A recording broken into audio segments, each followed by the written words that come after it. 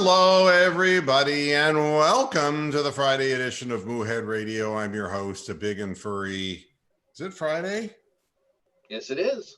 All right. It happens. I'm losing track of all of this shit. I really am, and it's really aggravating. Today, we're going to be talking a little bit about sports, some more stuff about the virus, and I'm seeing that we're not coming up on YouTube. Are you seeing this too? It is spinning. There's no YouTube feed to click onto. Oh, there we go. It just came up for me. So wow, we got some serious lag going on here. My apologies, but right now everything is overburdened as far as the internet is concerned, and you're overburdened if you're watching this program. I'm putting the link on Twitter right now, so people will know where in the hell to go. And I guess we're just the people that tell you where to go. Yeah. So as far as if anyone wants to be on the show, it's the same link as it was last time. I guess I'm going to have to go and find that and do that again as well. It was a good thing that we ended up going on Zoom because StreamYard actually went down. There's been a lot of problems on the internet. So this is just one more. Let me see if I can do the invite thing. I never remember how to do any of this. All right, here's the invite, and there's copy URL. I'm going to put this in right now, to the into our chat room on YouTube, and Baba Booey. There we go. All right, so there you have it. So, how is everybody doing? Are you feeling okay, guys? As good as can be expected, I guess. Made my first foray into public in 10 days this morning. Went grocery shopping, so I'm good until the merry month of May now. Oh, where'd you go? My local grocery store here in town. They have what my one friend calls the geezer pleaser hour. 7 to 8 a.m. Senior citizens are the only ones allowed in the store, so they get first crack at whatever's on the shelves. So what did you get? Any booze? Broker. Yeah. But they did have toilet paper. Honest to goodness, 2 ply. Really? 2 ply. How many did you get? I just got one. I'm at the age now I don't give a shit, so I ain't going to take one either. There you go. Oh, so regularity is an issue. Okay. There's something irregular about my regularity. Maybe you should have gone down the Metamucil. We really didn't need... Cut back on that Pepto. We didn't really need to know that, but, Tony the Calf is joining us as well. I'm going to unmute him. Hey, Tony, how you doing? You big furry calf. There you are. All right. So part of the gang is all here, and I'll be checking in periodically if others are finding their way in. One of the things that I wanted to start the program with today is what is the truth? And the truth is hard to come by because you're not going to get it by watching this network or that network. And I'm trying to go to responsible medical scientific kinds of sites to get information, not just for you. I mean, fuck you people. You're just part of an imaginary cow program. I'm doing it for myself. And I'm trying to figure out what the best strategies are. But I wanted to impart some of my knowledge because there's so much misinformation that it is ridiculous. Let me start by something that somebody wrote to me.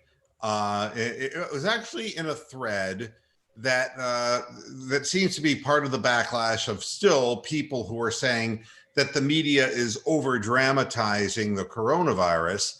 And, one guy was doing his conspiracy theory thing, and I just said to him to be careful out there. I mean, it was just, his comment to me is, I'm living my life and doing exactly what I do any other time of the year, except I can't watch my son practice or play baseball, nor can I watch others play.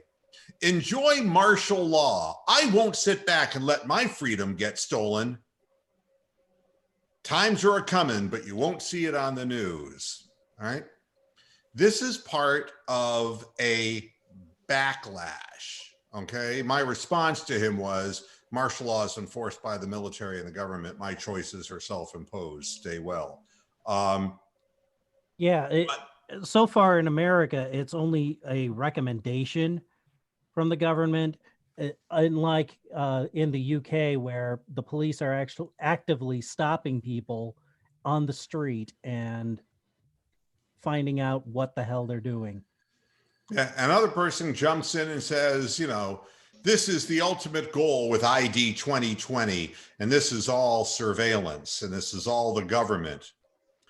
And I want to point something out, and President Trump has obviously started to take this a lot more seriously than he did to begin with, and good for him, because that's the right thing to do. But people are continuing on with these conspiracy theories, and it's unfortunate because there's no truth in that. This is really a dangerous thing. If you don't believe that the government... On multiple levels. Yeah, well, I mean, basically, if you didn't read this story, this should make it very clear to anybody. The White House announced that it will be giving rapid COVID-19 tests to anyone who will come in close proximity with either President Trump or Vice President Pence. As the physician of the president and White House operations continues to protect the health and safety of the president and vice president, starting today, anyone who's expected to be in close proximity to either of them will be administered a COVID-19 test, all right? And the reason for that is because, well, yes, we know Trump is a germaphobe. That is that's well known. And a lot of people are. Howard Hughes was a germaphobe. But you can't Mandel. Yeah, right. You can't have the president of the United States exposed to a deadly virus, which I'm thankful that a 71-year-old or 72-year-old now, Donald Trump, is getting this done, because he is at great risk, as is Pence, as is anybody who's in our above 60 age group. So all of the talk about this being a hoax, all of this talk that was drummed up early on, is not being accepted even by the president of the United States. So stop it. There is no truth to numbers being doctored. And I decided to do my own research as far as looking at the numbers from state to state. And of course, I'm focusing on Florida, where I'm at, but also in the country in general, and also around the world. I hate to interrupt you because you're going, but United States-wise numbers haven't been doctored. Fucking who knows what the Chinese have done. Well, I mean, look, I'm not going to sit there. Or anywhere in Europe. Yeah. Well, I don't know realistically, like Italy. The death rate in Italy is 12.5%, based on the numbers they're reporting. All right. Worldwide, 5%. So far in the United States, 2.5% is the active death rate from COVID-19 illness. Now, that doesn't take into account all age groups and all of that. Obviously, it will vary by demographic. And the most deaths, of course, are occurring with people 55 and over. In the 55 to 64, 65 to, I guess, 65 to 74, then 75 to 85, and then 85 plus. That's where you're seeing a high level of fatality. But still, at 2.5%, for those people who are saying stupid things like, well, I'm living my life and, no one's going to take this away from me. It's like, you're going to take something away from somebody else is what's going to happen.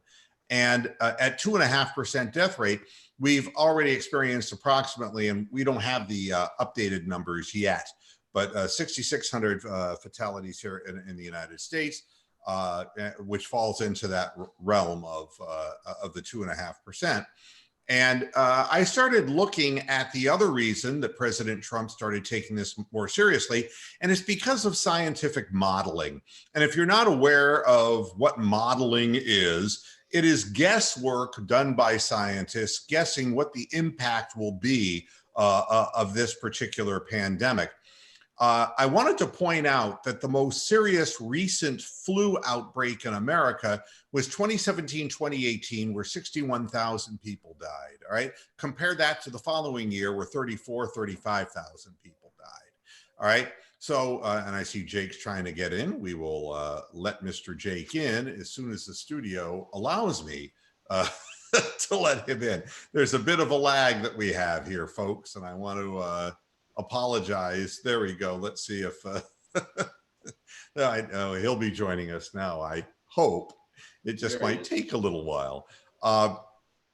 But you know, there are numbers to support that, and you can just do the math yourself. If there were, you know, 30 million cases, which would be very, very high, you know, you can break it down into how many deaths there will be.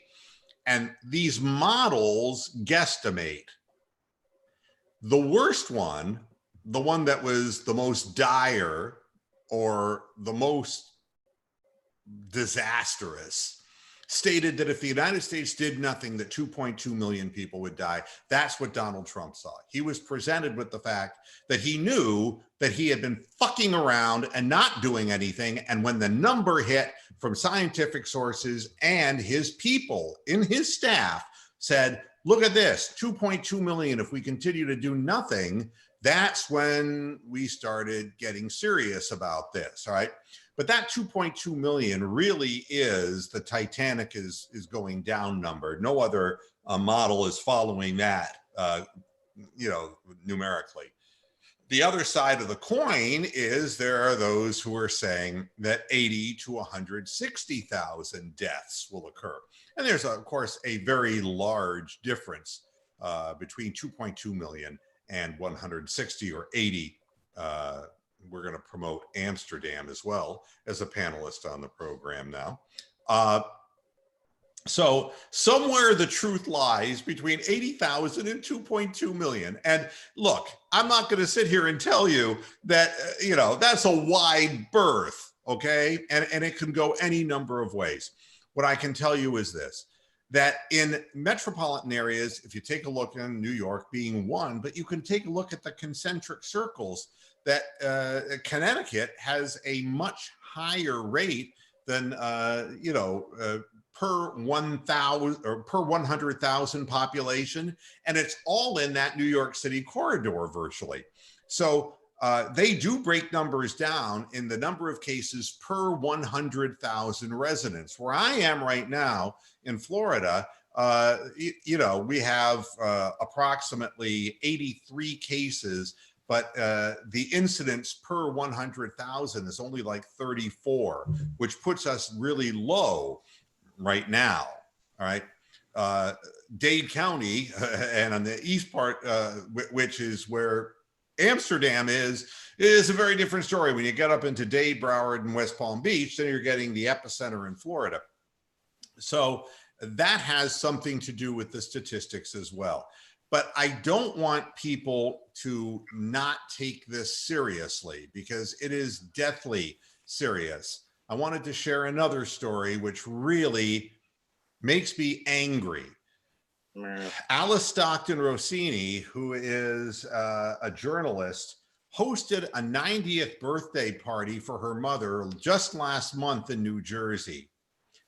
Now listen to this. She comes on CNN and starts going teary-eyed about how she feels terrible that she infected people at this party. What she's saying is that she had no idea she'd been infected with the coronavirus while covering an outbreak in New Rochelle, New York, which was the initial epicenter of where New York got hit. How in the hell could you be so fucking stupid and thoughtless that you would end up hosting a party knowing you'd been in New Rochelle and knowing that it had been the epicenter, and then come crying on CNN after the fact, saying, oh, I didn't mean it. She believes that she infected people at the party on March 8th. 2 have died. 6 of others have tested positive, all directly linked to that party. Those who tested positive include her parents and her brother-in-law, who is 56 and on a ventilator in the hospital in New York City. And he wasn't even at the party. He caught it probably from the parents. And here's what she said. I had no idea how quickly this virus would spread. Fuck you. Fuck you. You can't be serious. This party was attended by 25 of her mother's friends. How old was she?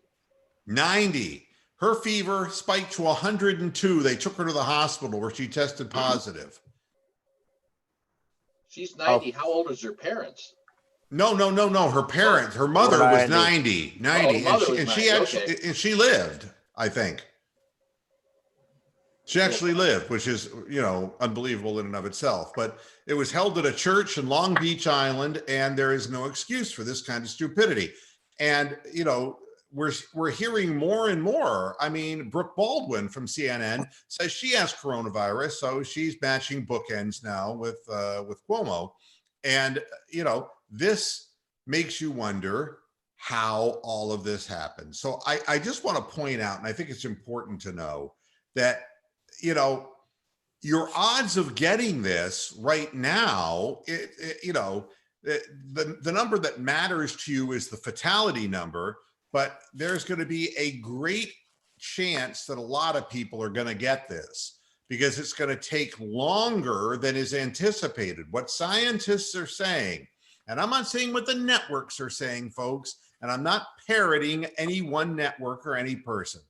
If the government now is saying that 100 to 240,000 people are going to die, and that's the number that the White House is spitting out, people are starting to take this seriously. The other side of the coin is that it doesn't just go away. We're getting now information that the country that did such a great job, South Korea, is experiencing increased infection because they got back to life too soon. This virus, if you don't have a vaccine, this virus doesn't just go away. And I wish I could explain this to people in simple English, so I'm trying. The fact of the matter is, you're not going to have a normal life for some time. Protect your life and your loved ones' lives by staying safe. And if you want to worry about the economy, look, I understand this is not a good situation, but your life is more important than the goddamn economy. The life of your loved ones are more important. So, take to heart what we're learning scientifically. This is going to be months and months of this, folks. This isn't going to be like, 4 weeks and, the original, we'll be back in action by May 1. We're not going to be back in action by May 1. We're just going to be beginning a bad cycle. This may not peak until really midsummer. It's really not a great thing. And I want everybody to just be aware, be careful, and don't rush back on the streets just because you hear, everything's ollie and free. Fuck that shit. Protect yourself, do some reading, and I hope that these programs will at least in some way, shape, or form lead some people to understand that, as an addendum to that story, there is a doctor in New York, I forget his name, but he is using the oxychloroquine as one component of a treatment, and he's so far been able to cure 599 patients. And this again, and this is where the problem lies.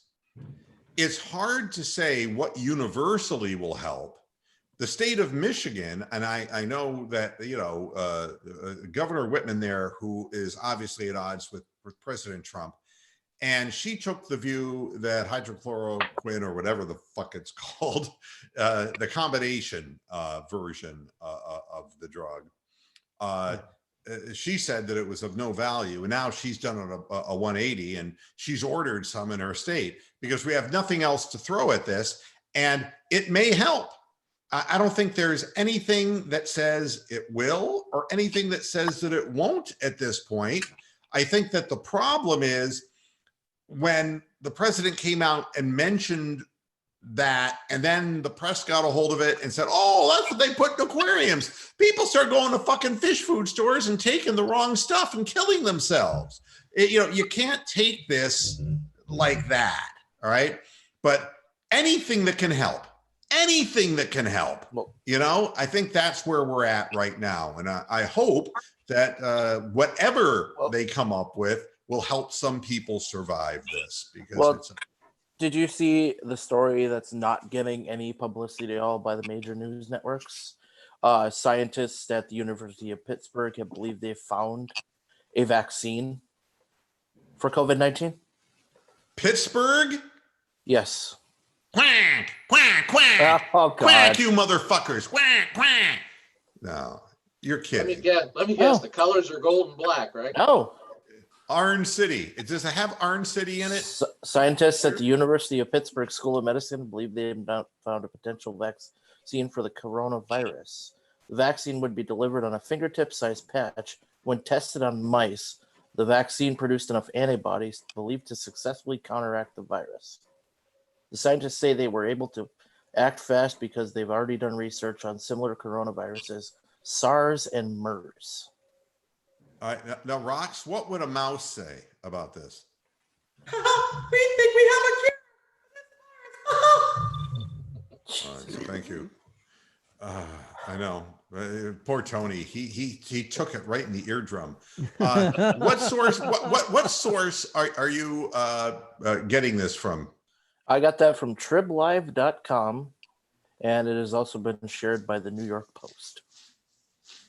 The Post. Well, I wish it weren't the Post, but we'll take whatever news we can get, I guess. They're more accurate than the Times.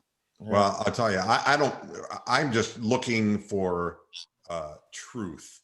I'm not looking for spin at this point. We need Ernest Ainsley to intervene. Oh gosh. Cast ye out, evil virus. Yeah. COVID-19, welcome to the Grace Cathedral, the most beautiful cathedral in the world. God, I'd like to shoot that guy. And then we knew this was coming. Corona beer stops production. It's like, I mean, you want to talk about bad fucking luck, Oh. It's just now they decided, hey, that might lead to something. Yeah, I mean, what a bad break. Grupo Modelo. Go ahead. The vaccine will be Modelo, just as a joke. Yeah. The vaccine is Lyme's disease. I don't know what you're talking about. Yeah. But yeah, it's going to be Straight from Modelo Connecticut to cure the corona. Now, the funny part of it is the Mexican government has shuttered non-essential businesses, and I think alcohol consumption is really essential right now. That's my take on it. Thank God. And yet the bars are shut down. And yet the bars are shut down. Yeah. Me and Homer have no place to go. Yeah, well, the beer, it isn't because of the name of the beer, oddly enough. It's because the Mexican government shuttered the non-essential businesses. And in Mexico, I would hate to think what is considered essential business in Mexico. Vacation spots? No, I think the companies that are manufacturing ladders to get over the wall. Essential business. Tongue in cheek. You have substances that are Tequila and legal, Burrow. Say again, Jake. They have some substance that are not legal that they move and might be helpful. Yeah, exactly. White powdery substance might help. Or peyote. Peyote just might make you see the whole thing from a completely different perspective. And this story goes out to Rox, and I wanted to say something that, I didn't realize seriously how close we are to the apocalypse, all right? Until I'm walking through my house, okay? And I hear the shower on, and all I hear is fire away, fire away. You have no idea how in the Sounds even hell. worse when you do it, though. Was the dog cowering in the corner? Ow. God, I mean, it was like, it's either go out there with the virus or stay in here for titanium. I don't know. I'm not, trying to consider this, I just wanted to remind you that there's plenty to be grateful for. Makes you want to just commit a Chris Benoit or some shit. Oh, and Brox knows who that is. Well, at least it's not. Did you watch the Vice documentary? I know. Watch the his autopsy. Oh, Yeah, the autopsy show. Yeah. Well, it could be worse. He could pull a Ray Caruth and shove her in the trunk and drive around with her dead body all over Florida. Fire away! I can't do it. I just can't do it like her. If the cure to this virus was to have to listen to that song 10 times a day, would it be worth it? Yeah, I mean, no, shoot me. Everybody. No. I mean, this is the first time in my life I'm telling somebody, don't shower. An Oklahoma newspaper, Rox, get this. Do you know where Sapulpa is? Yes, I do. Get this. An Oklahoma newspaper has retracted a coronavirus-related story it published on April Fool's Day. The Sapulpa Times, which is not a subsidiary of the New York Times, needless to say, said on its website that they apologized for a story that claimed Sapulpa students would have to repeat the entire school year. Oof. What a way. It's like, you've got to be kidding me. They're going to run an April Fool's joke. And you know what the real funny part of the story is they all would have to repeat the entire school year anyway, because in Sapulpa, they can't read. Oh, I'm sorry. Well, they got a chance of hitting the prom after all, huh? Where is Sapulpa, by the way, Rox? It's very close to Tulsa, actually. Oh, I'm sorry. Are there a lot of stupid people there? Just steers and queers. Yeah. Sheesh. That's Texas. It's No, the dumping it's ground Oklahoma. for all of the Kansas tornadoes. Come on, it's a Top Gun joke. No, You mean anyway. officer and a Close. gentleman, ding dong. So Ain't nothing but steers and queers from Oklahoma. And I don't see no horn, so you must be queer. and, the other thing was, Thank you, Ryan. as we watched the autopsy show about Chris Benoit, part of the issue is the guy was 40 years old, and he had been. I didn't realize 95-year-old though. But he had been moved down to ECW. I didn't realize his career was really going down the shitter, Yep. And it was really, not that long after he had become the champion of WWE, and things really were going downhill. So there was a lot going on, in other words. But he refused to let his career go, and he continued doing those off the top rope headbutts, which, and he did have CTE. That was discovered in, after the fact. Yep. But the thing that made me, and I was trying to explain to Rox, because she's not a big wrestling fan. No, I'm not either, but I know about You have a basic understanding of the concept of how things go in the business. and the way things go in the business is a lot of these guys just can't get out. Their families were involved in the sport, whether it was Stu Hart and his family, there were a whole series of them that were obviously familial lines and lineages of wrestling families. Well, now, to see Edge coming back, Yeah, after fucking 9 years. Oh, 9 years. And he had neck fusion surgery, and so had Chris Benoit. yep. This is just not, somebody should prevent this from happening. He's Well- going to be wrestling Randy Orton at WrestleMania. Yeah, in front of no fans because they can't. In front of- So the funny story behind that, you've heard of Roman Reigns, right, Mo? Oh, sure. Yeah, he had leukemia. He had leukemia when he was young, and he beat it. And But he can't. he had a perform. relapse. Right. It wasn't until last Tuesday that he finally told fucking Vince McMahon, either I'm not working this or I fucking quit because I'm not going to risk my, I'm already immunodeficient because of the the Chemo. radiation and all that, the chemo. Yeah, and Vince McMahon reportedly threw a shit fit over the almighty dollar. He would rather risk his employees' health to make a quick buck. Yeah, it's. But that's nothing new. That's Yeah, who he's been That's the for 40 business. years. yeah. Well, he also wants to charge $60 for a pay-per-view model because the I Netflix saw that. subscribers. He's gonna pay $60 for an empty stadium event of a fake fight. Nobody in the year 2020, I'll tell you that. Yeah, right now it's I wouldn't mind if it was just mindless entertainment, but when people when you're 9 years off because you have had spinal fusion surgery, neck fusion surgery, this is very dangerous stuff. And you think they'd learn something from a guy like Benoit. These guys are not indestructible. What's sad is the doctor told Edge 9 years ago, or Adam Copeland is his real name, that if you take another bump the rest of your life, you're going to get paralyzed. And 9 years later, he just can't. Oh, I'm having all these surgeries and I'll be good to go.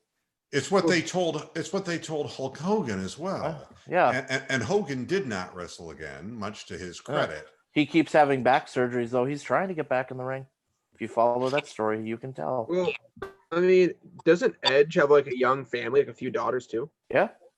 Why would he go back?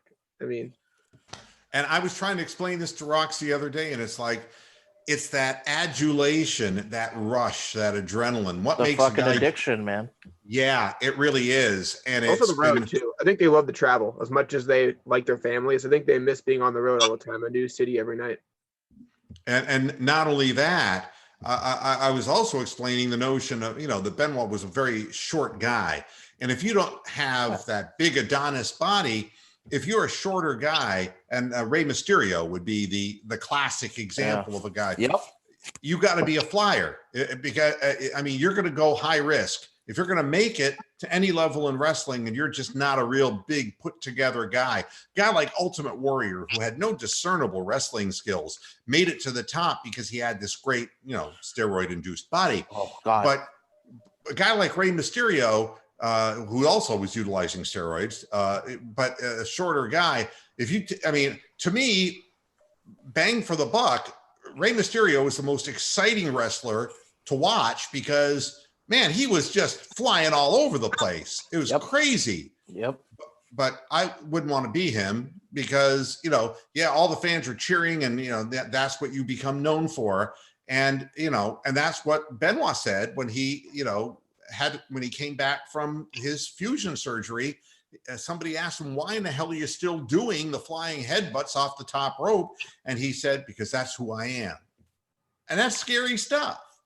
And I don't know why Edge thinks that's who he is, but it's going to happen all over again. It's really a shame. And it really is a sport, not entertainment, when it gets to this point where people are doing damage to themselves. So I have a question about this situation, how a lot of these guys did get caught up in addiction.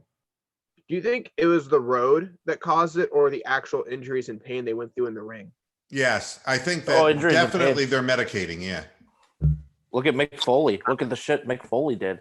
Fucking jumping off fucking steel cages and Yep. In a Fucking house show with like 5 people just to show. I you mean, jump off.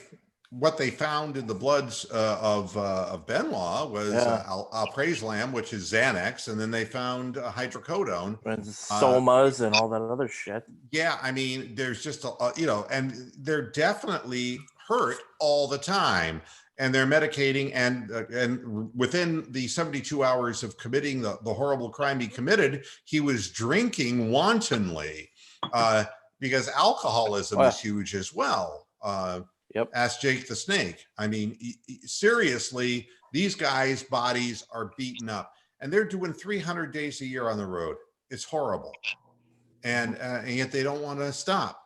So, Yeah, you still have DirecTV, right, Mo? yeah. Yeah, there's a pretty big series on the channel Viceland. It's called The Dark Side of the Ring.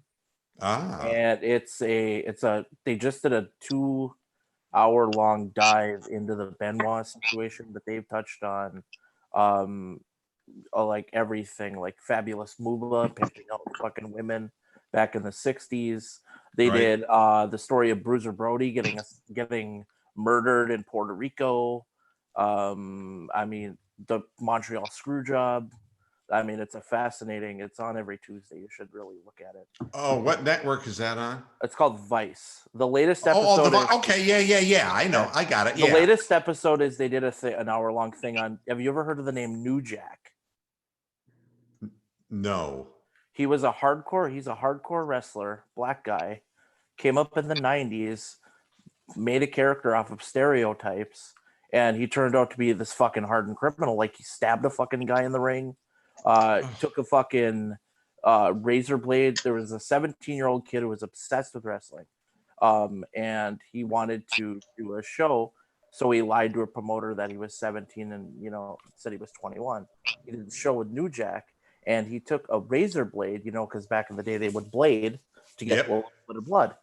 This New Jack guy took a fucking razor blade and cut so deep on the guy's forehead that he fucking tore nerves. Oh man. And all this shit, and it's crazy. Yeah. Well, let's shift gears away from wrestling and football. It's interesting. If I said these names to my panel: Spencer Drango, Desmond Harrison, Greg Robinson, Kendall Lamb, Chris Hubbard, and Justin McRae, this is just a very small sample of what happened to the Cleveland Browns when Joe Thomas left. And we haven't had anything that even resembled a left tackle. So now, obviously, this is something that the Cleveland Browns really need. And, the implications are that the 10th pick may be used for that purpose. Joe Thomas was talking about the skills that are required. And I really don't, it's really difficult to predict. I mean, there are the Anthony Munozes and people of that nature who will jump into the position. But as things have become faster and more sophisticated in the NFL, what Joe Thomas is saying is that you really have to process everything in real time, all these things that are happening simultaneously, and deciding what is the proper technique you're supposed to use. The implication being you have to have many more than one in order to, slay the dragon. And that the guys that we've tried have been very one-dimensional. And you got to be able to move your feet. You got to have multiple techniques, and you have to process which of those techniques is proper at that point in time. The other thing that's interesting is the offense itself. And the Browns last year were a classic example of an organization that was without an organized offense. So if you don't know the plays, how are you supposed to know what technique you're supposed to use to block for the play? And hence the problem for the Cleveland Browns and why the left tackle and other offensive line positions looked really bad last year. I wanted to ask the panel, I wanted to give my assessment first and then have you guys jump in. Stefanski may be a real plain Jane guy, and he may not be a good head coach. But I'll say this, the offense that he's going to wheel out onto the field is pretty simplistic. You're going to be running 2 tight ends a lot of the time, and Tony is down with this. He's watched it with Minnesota. You know, there's going to be the zone read blocking, and they're going to run plays over and over and over again, and it's going to be almost monotonous to watch, because it isn't like they're going to be, you know, it's going to be the opposite, the exact 180 opposite of what we were last year with Freddie Kitchens, which, you know, pull a play out of a hat kind of deal. This is going to be really basic stuff. So we're going to start, I guess, because it's hard for me to see everybody here in one one screen with Zoom. We'll start with Brian. Brian, the simplicity of the offense, do you think that this might lend itself toward drafting a guy at 10, or is this all the more reason to get the veteran guy like a Trent Williams? I would stay away from Trent Williams simply because he's never played a complete season in 7 years. Now, you saw that Jadeveon Clowney's price tag did go down. Well, whoop-de-doo. Then you're still paying the same thing for, as you would for Olivier Vernon, right? Yeah, but no, what I'm saying is, and I have no interest in Jadeveon Clowney, but that when agents start dropping their asking, there are many more fish to fry right now going in America besides free agency. And if Trent Williams dropped his demands, I guess that's really what I'm asking. And so, Brian, you're just dead set against Trent Williams, and I understand that point of view. Well, yeah, because he's got a fucking growth in his head. He's exactly like Urban Meyer. You want to fucking start bleeding out of his ears and nose on the field? I mean, what the fuck? At one point, he could not even put his helmet on his head because his head was so swollen. Yeah, I mean, and you know, again, this was a skin cancer, but the problem is that they waited a long time, and it was because the Redskins organization didn't seem to take this as seriously as Trent Williams did. And by the time they got in to do the layered Mohs type surgery, it had gotten deeper than what they wanted it to get. That doesn't mean he has brain cancer, folks. It means that he had a basal skin carcinoma, but that had progressed further than it needed to. All right. Rick, we're going into the exact opposite times as we were before. This is going to be a very droning kind of offense. Does that give you more reason to say, well, maybe a number 10 pick will be able to pick this up? Well, I think we do need a left tackle. If we can get a good solid left tackle that can help the running game, although I will be curious to see what the expression on Odell Beckham Jr.'s face is going to be by the third quarter when he's looking at his stats and has about 2 catches for about 12 yards. He's going to keep looking over at the sideline wondering what's up. But I think that, like Brian, Trent Williams, he's asking for a lot, and the age factor, I think, has to come into play also. And as with all these trades that have gone on in this free agency period, are any of them legit anyway, since none of them have passed the physical? Aren't they, they're legit after they have that, but since none of the doctors can see them, all these deals, aren't they just sort of hanging in the air? Yeah, I mean, and they can be voided upon things being discovered. Yeah, I mean, that could lead to some different changes. Someone might, all of a sudden the deal falls through, and suddenly, there might be another angle to maybe obtaining that player, or trading for this or trading for that. But the Browns need to take care of what they can do within their organization. I think just securing a left tackle, you gotta start somewhere.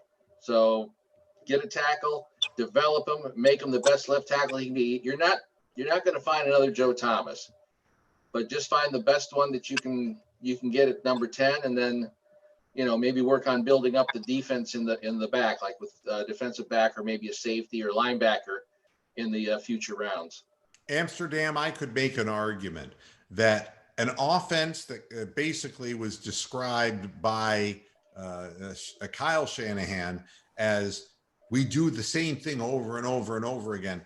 The notion of a lot of run blocking and a lot of utilization of tight ends and quick patterns might have less wear and tear on an offensive lineman than the helter-skelter approach that Freddie Kitchens used, which was all 5-step drop back and, forcing guys into very physical confrontations to try to protect, a lot of second and third and longs. And lots of empty sets. Yeah, that's exactly right. I mean, so I could make an argument, Amsterdam, that maybe a Trent Williams, even though he may not be the most healthy guy coming off and at his age, that we could get a lot of mileage out of him because we're not going to be running as demanding an offense as far as demanding the physical part of the game will be downhill as opposed to backing up and in pass protection. What do you think? I think, like the rest of the panel, I would steer away from him. The age alone and the financial burden, even if you don't have to give up a pick, I think's too much. I think being that there's so much offensive tackle heavy talent at the front that we could just sit tight and get one of the 4 guys. Ideally, if you could trade back 2 spots and still get the same guy, but then, the Browns would fuck that up. So I would take the young guy. And I think as far as the offense goes, I think we've got more talent than the Vikings. So the fact that, you can keep Hunt in there and do a lot of 15-yard underneath zone passing. And the fact that Baker's got a good deep ball where Cousins doesn't throw a very good deep ball, I do think that they will explore some deep passes. So I think it's one of those that the game may stay close. And if the Browns, just wear these guys out, third, fourth quarter, maybe, they could put games away where, we can't ever put a game away. All right, Jake, what do you think? I think at this point you really have to consider going tackle and the draft, because one thing the line for the Browns will have to do, similar to the Shanahan offense, is your line's going to have to move a lot in the run game. You're going to have outside runs the line has to get to a certain spot for. So I don't like Williams in a line situation where he has to move out of his pocket. I really think you need a guy that's younger. And also with a simpler playbook, I think a young guy can pick it up. And if there is more of a repetitive style, a hurry up offense, he can really hold up physically. So I really think that you have to go number 10, whatever left tackle's left. Plus, Luan could stay at Conklin can stay at his right tackle, which you really want to keep him where he's comfortable. Right. I'm following the chat room a little bit in YouTube. I'm not going to get thrown into the alleged capitalism versus socialism. We're not a capitalist country. Let's make this real clear. And I don't really want to be a socialist country either. I really want to be a true capitalistic, economy, but we're not. For this kind of offense, I think that Wirfs kid, he's a running hoss. I mean, if you want somebody nimble, I know he plays right tackle, but man, that motherfucker can move and he's powerful. Well, this type of offense, Wirfs is one of the rare ones that played right and left. Yeah, sometimes within the same drive. Got good feet. He's an agile looking dude. Yep, this offense demands the tackles being able to find the second level and make contact with the defender. So you need some athletes there. You can't have Williams who would just keep you in that spot. You need someone who can get to the second level and find. I think that's a really good point. I see a lot of rolling to the right offense fast. And you got to have that left tackle find that safety at some Yeah. point. You know, it's interesting because deals are not easy to come by. Demarius Randall signing a 1-year deal with the Raiders, I believe. You know, The guy we thought about potentially trying to help the books, bringing in Watkins and getting rid of one of our other weapons. He was only $9 million 1 year, returned to Kansas City. So we could have probably stole him if we wanted to really get rid of one of the 2 big contracts at receiver. and who was that? Sammy Watkins. Oh, Sammy Watkins. Yeah. I mean, again, Sammy Watkins is Jarvis Landry, not as good.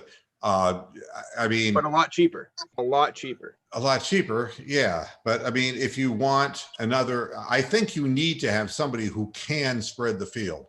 I don't think that, you know, and I'm not really sure. Odell Beckham, and I think somebody just said it on the panel. I mean, when you look at the third quarter and you've had the ball thrown to you 2 or 3 times, you know, he has just never proven to be much of a team player, you know. And now the wheels are grinding in Chicago as Mentor's own Mitchell Trubisky is officially in an open competition with Nick Foles for the starting quarterback job for the Bears. You know, You wouldn't want $20 million. You better be in the running for it. You don't pay a guy $20 million to be a backup. Well, that's just, I mean, what do you think? I mean, you're talking about this, Jake. You watched Trubisky play. Does he have an arm? He has an arm. He just doesn't know where the ball's going most of the time. Yeah, he has a cannon, but everything he throws needs to be wide open and a crossing pattern where he has some room for error. So he's an athlete with a great arm that can't really be consistent with his accuracy. He's a better athlete, but he's Derek Anderson with wheels, is what you're saying. He's not a belligerent Cutler. Yeah, right. You know, I watched Trubisky play, and I'm just like, you know, this was. I'm sure glad the Browns steered clear of him. Yeah, he's one of those guys. He throws it 80 miles per hour on a slant route. Yeah, and receiver. I mean, who do you think is going to win? We'll go through the panel and go to Tony the Calf. Tony, is it going to be Trubisky, do you think, or is it going to be Foles? Well, probably Trubisky. Can you really give up on a quarterback after what? He's only been there 2 years now? 4. This is his 5th year. Oh, this is 5th year? Oh, never mind. Time flies when you're having fun, Tony. I mean, both of them make the NFC North really easy. Well, it's easier for my. Well, this is his 4th year, but yeah, he's been there a minute. So yeah, so I think it'll be Trubisky because I think Foles is just that 1 year flash in the total pan. But Foles came into Chicago on that 12-4 team and actually beat them in Soldier Field with the Eagles. So. Oh yeah, the Browns kicker missed that, right? Cody Parkey or something. Yeah. You missed that field goal or something, or extra point. Oh yeah, I remember that. The ex-kicker, yeah. They rode him out of town on a rail. Yeah. Hey man, he could be Steve Bartman right now and never ever leave your house again. So Yeah. You know, I don't know the prognostication wise. Rick, do you think it's going to be Trubisky or do you think it's going to be Foles? Well, if it turns out to be Trubisky, the Nagy, the coach, and the GM had better be holding their breath the entire season, because if he doesn't develop or turn into some kind of quarterback by the end of this year, their jobs are they ain't worth a bucket of spit. And last time I checked, I don't think they have a Chicago special for Nick Foles. So, you know, they can always invent one. Oh, I'm sure. The Browns pulled it off, so hey, what the hell? Just make sure Trubisky is in the middle of that play. He's got to throw it to Foles in the end zone. It's probably going to be just a bit outside. Tom Brady tried to lay out for a catch in the Super Bowl. Remember that? Yeah. You know, the thing about athletic. I think Foles is a take care of the ball kind of quarterback. And that's probably what the Bears are looking for with the inclement weather that you get in Chicago to begin with. Ball control is important and not turning the ball over. And Trubisky, unfortunately, is a bit prone to caroms coming off as receivers and ending up as interceptions, balls that are oddly overthrown that end up being picked off. I really believe that they're going to start with Trubisky, but it's going to be a very short leash with him. And I think he's going to know that going into the season. And that always makes it that much harder for a guy to do well. So, and Foles did not lose the job in Jacksonville. He played a great game and got hurt in that game. And Minshew just kind of took that city over. He did not play poorly in Jacksonville at all. So it's not like he fell apart. He's still what he was in the Eagles run. So it's not like he's a bad quarterback or he failed to do well in Jacksonville. It's just some young rookie took the city over, which happens all the time. So I think he'll take that job pretty quickly from Trubisky. Well, here's something I didn't realize. The Center of Disease Control has a new person in charge, and his name is Dabo Swinney. Dabo Swinney is saying that he has no doubt that the college football season is going to start on time. So this will be figured out by August. Late August. I hope so. Yeah. We'll be kicking it off in September. Well, there is no prep time, and I think what people are failing to realize in their anticipation of wanting to get things moving forward is what you've got young men who, I mean, you think that there are soft tissue injuries coming into a season with regular preparation time. There is no preparation time. This whole thing, I was reading an article today that Giannis Antetokounmpo was saying that he doesn't even have a basketball hoop at his house. He is only doing workouts and that he's not doing anything that's basketball related. I think, this is, people saying, I want the NBA to come right back. It's like, you're just going to have people ripping their tendons out. This is not what you want. And, you just move it along. And young college players, if they don't have the proper time to get ready for this shit, I'll be honest with you, and I'll go back to the beginning of the show and tell you that the models, this is not a peak May 1st kind of thing. What it looks like is that it's one of these 6-month deals that is going to peak sometime in July in that area, hold its ground before slowly coming down. But the scary part of it, as they're finding out in South Korea and other places, is that even if it's on its way down, if it's still around, it is opportunistic and it will find people who are defenseless against it, because we're all defenseless against it until we get a vaccine for it. So, rushing this back is not a good idea. I just don't understand why people are, so. And I'm in one of the hot spots. Are you kidding? Yeah, I mean, what county are you in, Amsterdam? Palm Beach. Yeah. Are you leaving your house? No, I just walk the dogs around the neighborhood and sort of do my own shit. Everybody wearing masks there? No, half and half. Really? Yeah. Even in that bad a zone? Yeah, if even half. I mean, our governor sucks, as you know. He was slow to pull the trigger. What a fucking moron. He kept all the beaches open, and so yeah, he sucks. And so, well, clearly you never watched Jaws. Yeah, you're exactly right. All right, let's see. Bigger boat. Well, I know here in Mahoning County, we have around like 130 cases and like 17 deaths. So the fatality rate's over 10%, which is kind of scary. But I'm just thinking there's a lot more people that actually have it and don't know at this point then. That's the case until they get all the testing really up and running. And with the tendency that there are X percentage of the people who are asymptomatic, there are people carrying this around and we don't even know. I'm sure the fatality percentage will not stay 10% in this area. I'm sure most people have been around it and just can't even think about the symptoms they had. My buddy Yeah, lives in assisted living, and they won't let anyone in there. You can't even get past the door. No one out. yeah. I mean, we're Well, right the now concern state. is it's hitting really the strongest immune systems, and it's starting to hit women in childbearing years who have by far the best immune systems, just by nature, right? So if it's going to affect them, it's going to affect everybody very heavily. I mean, we're heaven's waiting room here.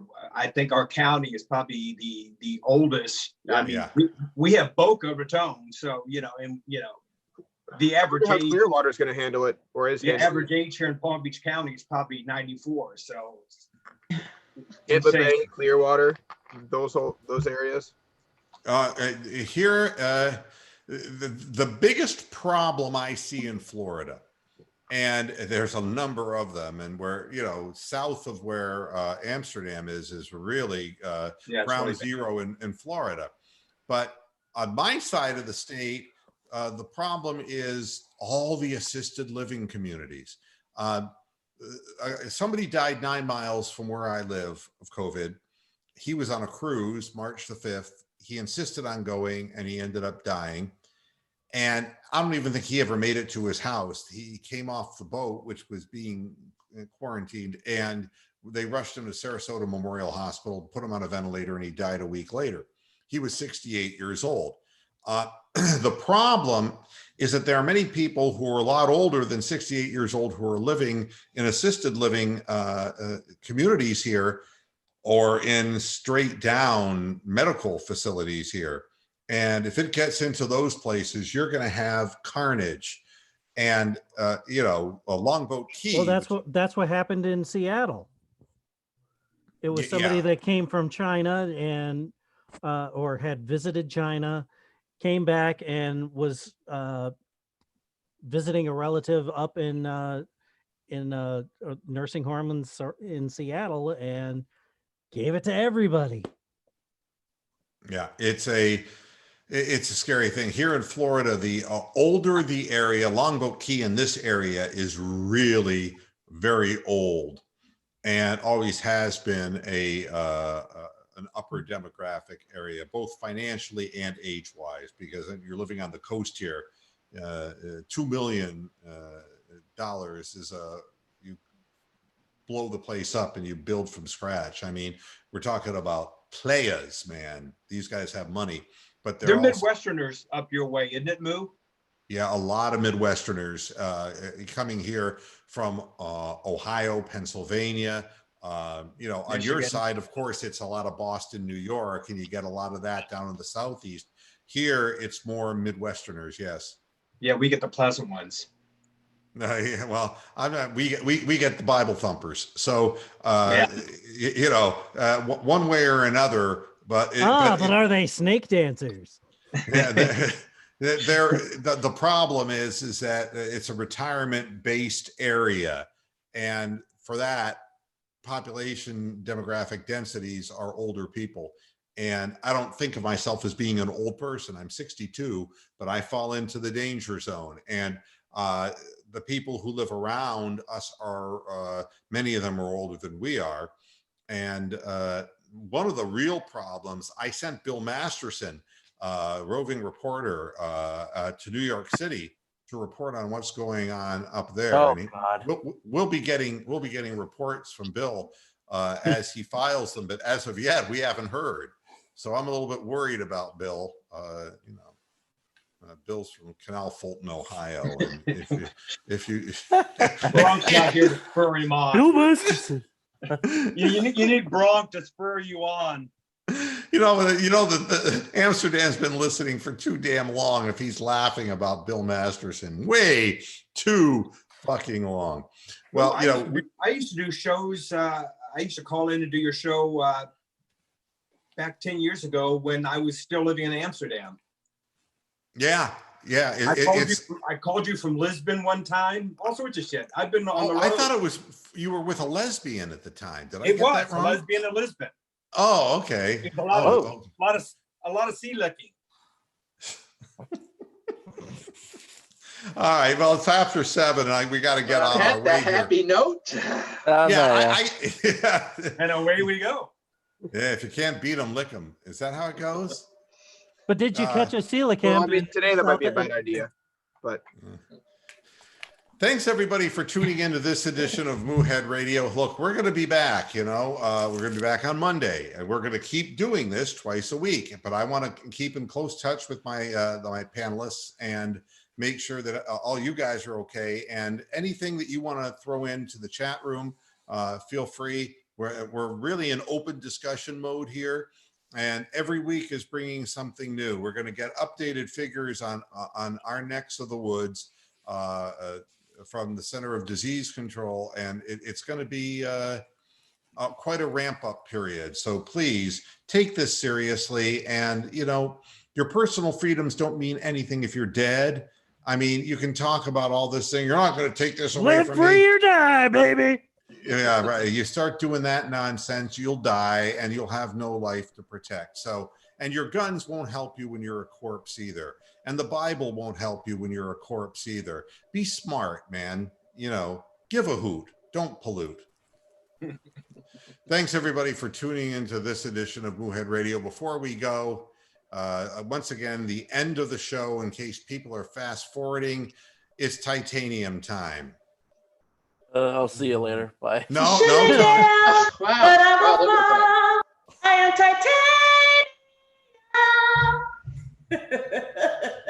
That was Wow, look at the the edited, time. abbreviated version. Yeah. You're becoming more considerate in your old age, Rox.